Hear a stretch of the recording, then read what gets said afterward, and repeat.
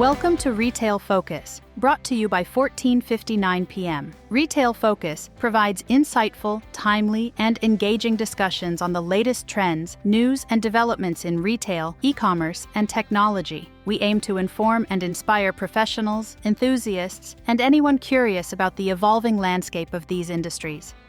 And now, here are your hosts, John Suter and Bart Mroz.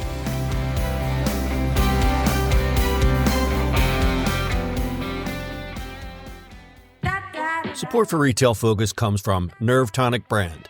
Born in 2012 out of sheer boredom and questionable decisions, Nerve Tonic Brand has somehow defied the odds and logic to become a powerhouse online lifestyle brand. What started as a whim has transformed into a global hub of edgy clothing, snarky accessories, and unapologetic lifestyle essentials for those who prefer their style with a side of sarcasm. Sign up for the newsletter today to score 10% off your first order and stay ahead of the game with exclusive drops and discounts. That's nervetonicbrand.com, your style elixir.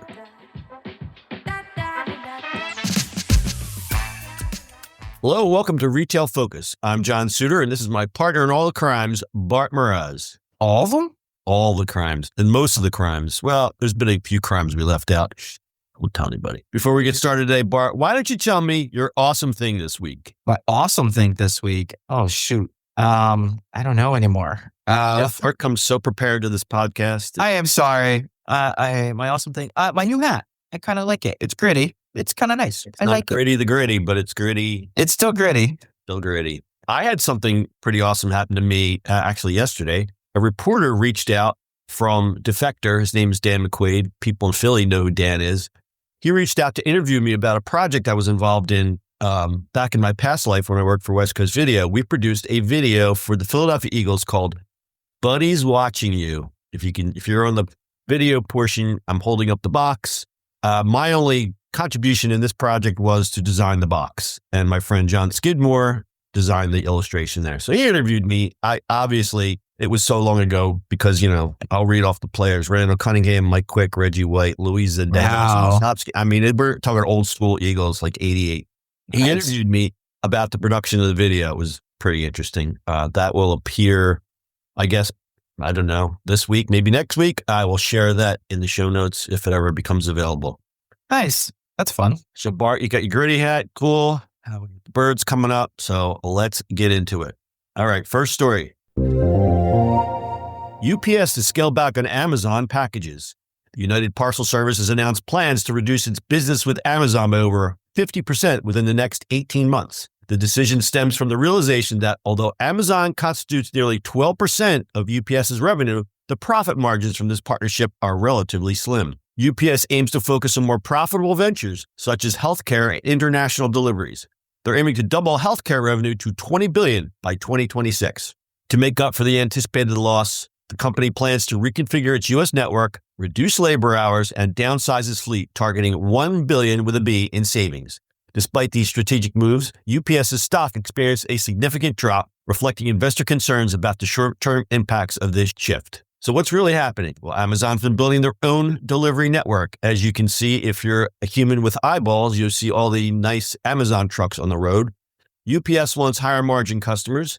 They want to prioritize profitability over pure volume. The numbers: Amazon equals 11.8% of UPS revenue in 24, down from 13% in 20. Fewer packages, but more money per shipment. Thomas Black, a Bloomberg opinion columnist, wrote, to make up for the volume decline, UPS will shrink the number of sorting facilities, delivery trucks, and aircraft, delivering $1 billion in cost savings. So the question is, who wants to allocate business resources to Amazon when the company is directly competing with your services? It's been clear for a while that Amazon aims to fully supplant third-party carriers with its own delivery network. Bart, your thoughts? Yeah, I mean, they've been pushing that for a very long time, right? Like they have their own cars, and I mean, even the flex stuff, right? Where people just do a gig of work when they deliver stuff.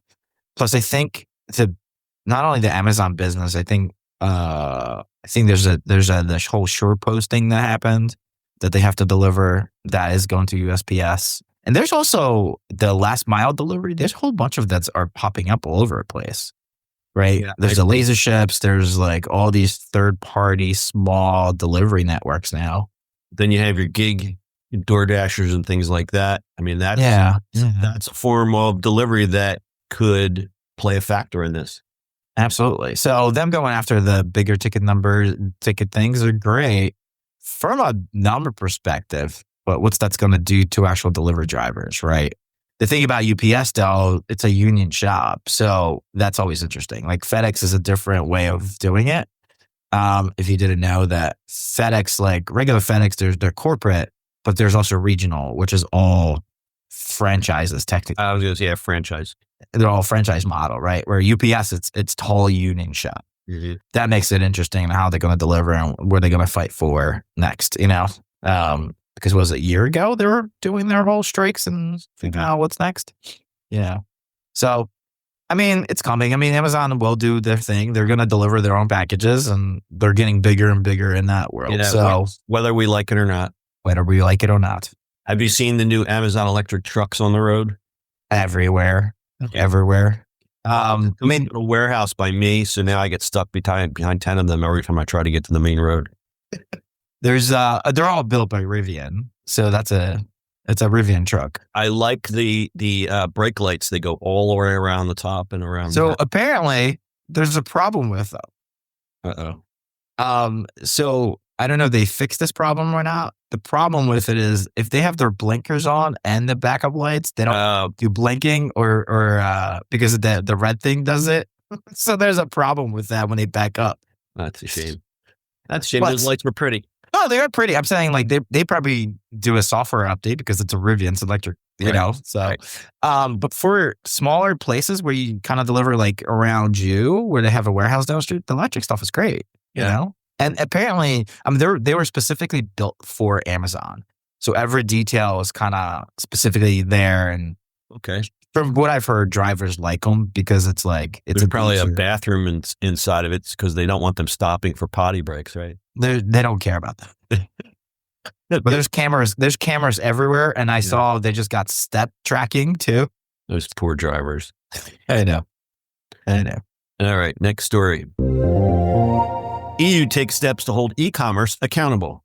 The European Union is taking bold steps to hold e-commerce giants like Amazon, Shein, and Temu accountable for unsafe or illegal goods sold on their platforms. So what's happening? Liability for unsafe goods. Platforms will now be held responsible for dangerous or illegal products sold through their sites. Pre-arrival data checks. Platforms must provide customs data before goods even arrive in the EU, giving officials a chance to inspect and flag risks early. New central authority. A centralized EU customs authority, EUCA, will pool data from all 27 member states to screen goods and identify potential risks before they're shipped. So why does this matter? Right now, buyers are treated as the importers for customs purposes. This reform shifts that responsibility to the platforms like Amazon and Shein. Platforms will have to collect duties and VAT taxes and ensure products meet EU safety standards. The bigger picture is this isn't just about logistics. It's about consumer safety and accountability. The EU wants to crack down on unsafe goods flooding the market via e-commerce platforms. Fast fashion giants like Shein could face steep fines, up to 6% of global revenue, for violating these rules. The proposed reforms are still in draft form, but if passed, they could reshape how online retailers operate in Europe and potentially set a global precedent. It'll probably never happen here. No. No, next story. Thanks, Terry. Yeah, not much to say about this. I mean, this is a great thing for the EU. As our country rolls back every protection, EU continues to expand and take care of the consumer. I hear a lot of interesting things about Europe, and it just seems like such a strange and wonderful place to be now. Yeah, I mean, it's, trying to protect your consumers a lot more than as in U.S. has always been a consumer kind of place. So it's consumerism, right? You want cheap stuff all the time. I mean, this is the problem with tariffs, right? You're not going to get cheap stuff all the time. No. And one of the biggest things right now is, I know we're talking about Europe, but right now is they got rid of the minimum stuff or the max or minimum stuff. So anything, if you're only shipping 800 items, like whatever that was, like you get tariffs on them anyway. Yeah. I heard they paused that, or I can't keep up because it changes from day to day now. That's why I didn't address that in one of our stories, because it kept changing. It's hour by hour right now. It's hour by hour. We do not know. But yeah, I mean, common sense tells you that if you have a safe and healthy consumer, they're going to spend more money. I don't know why that's not true in America, because we just... Yeah, I mean, so the European, like that whole overseas stuff from Temu or any one of those things, like the cheaper goods, there's a lot of fraud in it too. Listen, I've ordered stuff and I got fraudulent things. Or like order something that looks like one way, then you get it. You're like, this is not it at all whatsoever. And I don't know if that happens there and it gets shipped that way, or they ship it here to somewhere and it gets reshipped and they just like change it up. So there's a lot of like in between frauds. So you have to watch that, right? Yes, people want cheaper goods all the time. Obviously, cheaper generally never equates to quality, and quality sometimes can be so poor that it is dangerous. Meaning, yes, you absolutely. open a bag from Shine, you're like, what is this? Well, right. You don't want, that. You don't want unsafe metals or chemicals or anything else in them, right? I'm already full of microplastics. I don't need any more plastic. I'm good. Just big plastic. Just big plastic. All right, let's get to the next story. A lot of news going around with TikTok. We reported on the ban, which was quickly rolled back. So the question now is, who is buying a stake in TikTok? Rumors have been circulating the past few weeks of purchase by an American partner for a partial TikTok ownership stake. The key potential investors, as of this date, recording date February 6, 2025, Oracle, already in talks with the White House to manage TikTok's algorithm and data infrastructure. Frank McCord's Project Liberty publicly expressed openness to a 50% ownership agreement. General Atlantic, they hold a current stake in ByteDance and is optimistic about finding a solution. And your old friend Microsoft was mentioned as a potential investor in early discussions. Interestingly, an expected bidder has also surfaced. Perplexity AI, a search engine startup, which we talk about frequently, has expressed interest in potentially merging with or acquiring part of TikTok. The Trump administration's vision, they see a joint venture where American investors own at least 50% of TikTok. ByteDance maintains a minority stake, and Oracle would oversee technical operations. While negotiations are ongoing, no final buyer has been confirmed. The White House is actively working to create a deal that satisfies national security concerns while keeping TikTok operational for its 170 million U.S. users. Okay, so one of those potential suitors was Frank McCourt's Project Liberty. Never heard of this before. Didn't know that Frank McCourt was the former owner of the Dodgers. With his initiative, Project Liberty, McCourt aims to revolutionize the platform by enhancing user privacy and data control. Nothing wrong with that. McCourt plans to implement the Decentralized Social Networking Protocol, DSNP, allowing users to own and manage their data, reducing reliance on algorithms that dictate content. And a privacy focus. By shifting away from the traditional data extraction model, the goal is to create a safer and more transparent social media environment, especially for younger users. The big challenge for McCourt? Despite a worth of $2.4 billion, McCourt still needs to raise approximately $25 billion with $1 billion to fund the acquisition. And of course, the regulatory landscape. The government expressed concerns over TikTok's data practices, leading to potential bans unless the platform transitions to American ownership. So that could solve that. McCord is fundraising. He's trying to start some partnerships with some financial institutions. I don't know what is going to happen with this. And there was something that came in this morning. ByteDance appears to be slow rolling the partnerships. They don't want to move into anything too quickly because of trade wars, et cetera, et cetera, et cetera. This is a moving target. I will let Bart speak freely on this one. This is never going to happen. It's never going to happen, or you? No. It's problem with it is, yes, the trade war doesn't make it better. No, that's one. Two, that's why they're dragging their feet.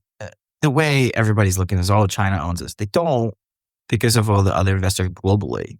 But in reality, say China, the entrepreneurs own it, the owners of ByteDance own some of it.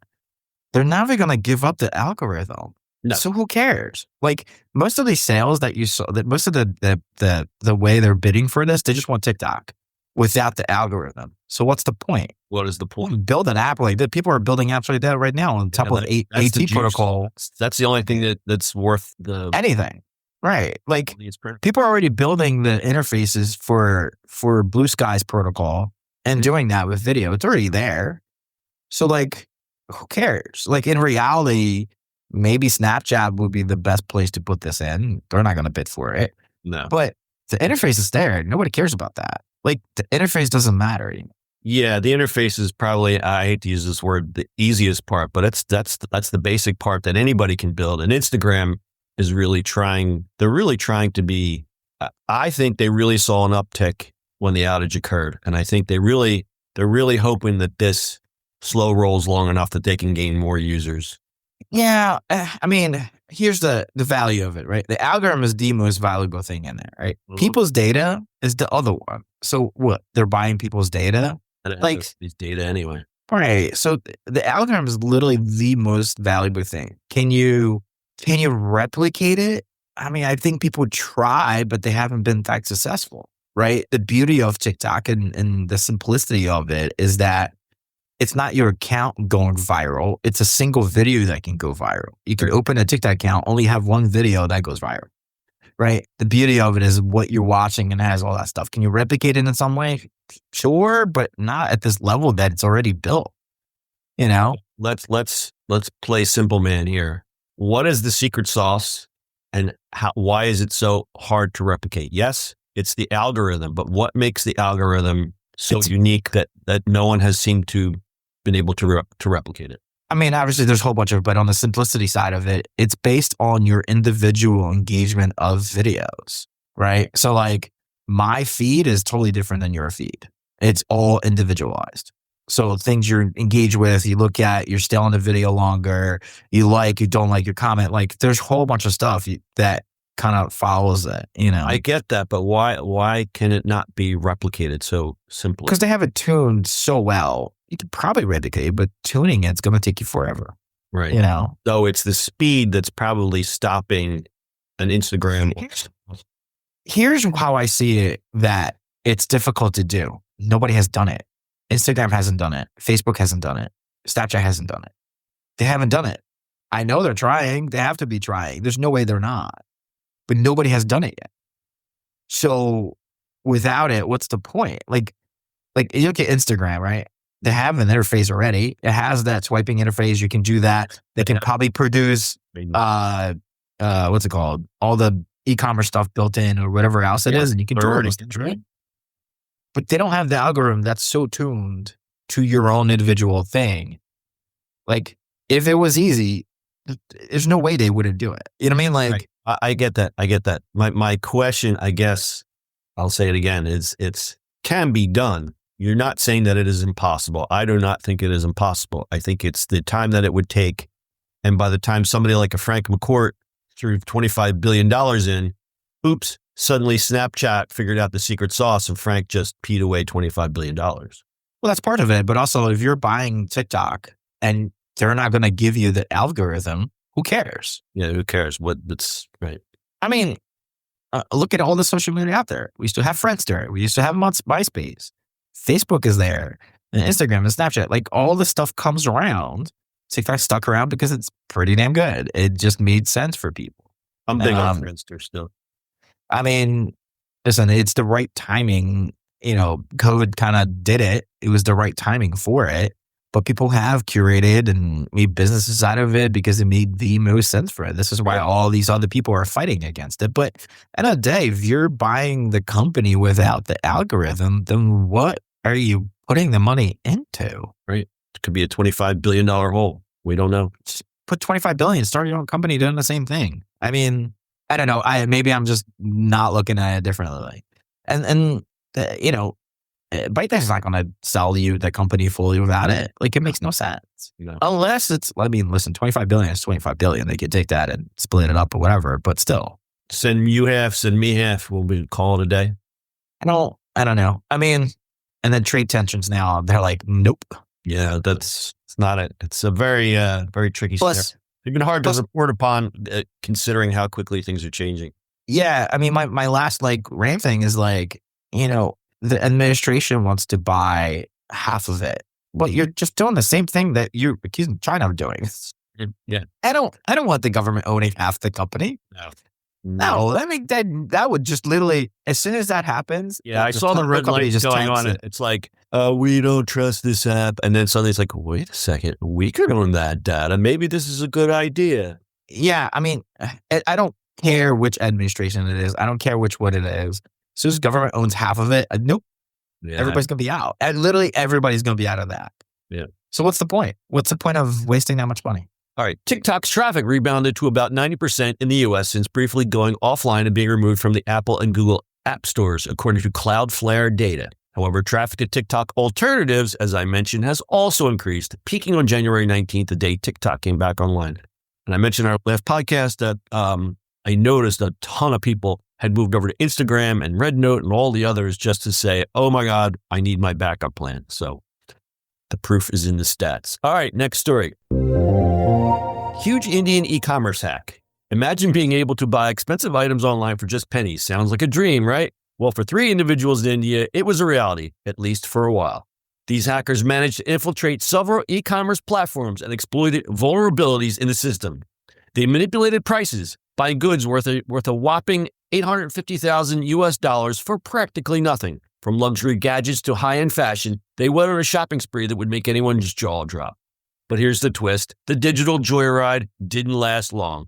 Authorities caught up with them after an investigation revealed their sneaky tactics. Turns out they were using sophisticated techniques to bypass security measures, essentially tricking the websites into thinking they were paying full price when they weren't. This case highlights 2 big issues. First, how vulnerable some e-commerce systems can be, and second, the growing sophistication of cybercriminals. For businesses, it's a wake-up call to beef up their cybersecurity. And for consumers, it's a reminder that if something seems too good to be true, it probably is. I thought this was pretty funny. Hold on, John. I'm logging in. Passwords. Sorry. Like, oops. It's pretty funny. Tells you a lot about update your software at all times and make sure you're up to it. Yeah. And your security procedures. Update your plugins, as a WordPress guy would say. Or everything. Make sure everything is update everything. Use 2-factor identification, and kids, freeze your credit report and go print out your social security system statements, elders. Just overall, like just a keep an eye on the man. decent. I think people need to be taught a lot more about security. I think the funniest part about all this is like, I know we're just off topic, but like older people and youngsters have the same problems. They don't know how to use tech and security. We've been around it for so long. It's like just given. Listen, I am a firm believer in keeping things simple, so I just make everything password 1, 2, 3. Right, because nobody's going to guess that. Nobody's going to guess it. It's like you're not going to be that stupid to like make it. We would never have a password like that. Anyway, I guess it's just a big oopsie. Yeah, big oopsie. It was pretty funny. The article, I think, was in Reuters, showed the Indian police arresting these guys. And they're just, 3 guys are just standing there like this. Just 3 dudes, in their 20s. They're like, we had fun. We had joy. I mean, you screwed up. Why am I getting, your fault? We had joy. We had fun. We had seasons in the sun. All right, next story. Apple kills AR glasses project. This is not the Vision Pro. This is their AR glasses. Surprising move from Apple that's got the tech world buzzing. Apple has decided to pull the plug on a project they've been working on for years. Augmented reality glasses that were designed to connect with computers. Mac computers, of course. After investing tons of time, money, and brain power into this futuristic idea, Apple has officially scrapped it. According to insiders, the project faced some big challenges. For one, the technology just wasn't ready to meet Apple's famously high standards. AR glasses are a tough nut to crack. They need to be lightweight, stylish, and powerful enough to deliver a seamless experience. But balancing all those factors proved to be way harder than expected. On top of that, there were concerns about whether people would actually want to use them in their daily lives. Would they catch on like AirPods or end up as another forgotten gadget? The decision is a pretty big deal because Apple is known for pushing boundaries and setting trends in tech. And the fact that they've walked away from this project shows how tricky AR development can be, even for a company with practically unlimited resources. And let's not forget, Apple isn't alone here. Other players like Meta and Google have also struggled to make AR glasses mainstream. But don't count Apple out just yet. While they may have shelved this particular project, they're still heavily invested in AR and virtual reality. In fact, they're doubling down on other products like their Vision Pro headset, which is shaping up to be the next big push into immersive tech. So what's the takeaway? Innovation isn't always a straight path. It's full of twists, turns, and sometimes dead ends. Even though Apple's AR glasses won't see the light of day, the story reminds us that failure is often part of the process when it comes to groundbreaking tech. Who knows what Apple will come up with next? Way too many glasses out there. Way too many. And a note, Meta's Ray-Ban smart glasses have surpassed 1 million units sold. Zuckerberg highlighted the company's lead in the category with plans to expand their AI-powered glasses further this year. So there's one comment I'd like to make. Scott Galloway said it famously. I'm going to paraphrase this, but he said, the male's role in society is to show that he can be a provider and be smart and take care of his family. And when you put a thing on your face, that shows that you are not you're not that attractive to mates. I totally screwed it up, but you get the point. Yeah, I've heard him say that. Yeah, I mean, the Facebook ones, because they're using Ray-Bans, they look pretty good. I mean, the smaller they get, if they start to shrink them down as they will, I would actually buy. I would buy because I wear dark glasses. I don't have them with me, but I wear dark frame glasses. Yeah, I do. I don't have them on me, right? Like I don't wear it right now, but like once they get into these kind of things where it's easier, like yeah, sure. I mean, that's going to come about at some point. I mean, technology is going to get smaller and tinier. You can like fit them all in here. Yeah, there are days where I wish there was a camera right here to capture the insanity that I see on a daily basis. But you know. Yeah, I mean, Google Glasses was just something. It's a little. That was a whole thing. Until they actually come out with, until it gets to this version where people are just wearing glasses, great. Eventually it'll be fun to have them in contacts, but I don't think we're gonna see that. We're not there yet. All right, we'll keep an eye on that. Like I said, the Meta smart glasses, I think they're going to beat Apple when it comes to that kind of thing. Google doesn't seem to be doing anything with that lately. And I would not buy a Vision Pro only because of the price, and I don't see myself sitting in a room wearing those giant things on my head. Sure. All right, we're running out of time, so that's it for this week. If you like the podcast, make sure to tell your friends and share. If you prefer the video experience, you can check us out on our YouTube channel. We'll also be rolling out a newsletter next week where you can get show notes and updates on new podcasts. And lastly, check us out on the socials. We'll include the links in the show notes. Bart, closing thoughts. Go Birds. Go Let's Birds. go. What's your prediction on the score? I have no prediction on the score. I just want them to win.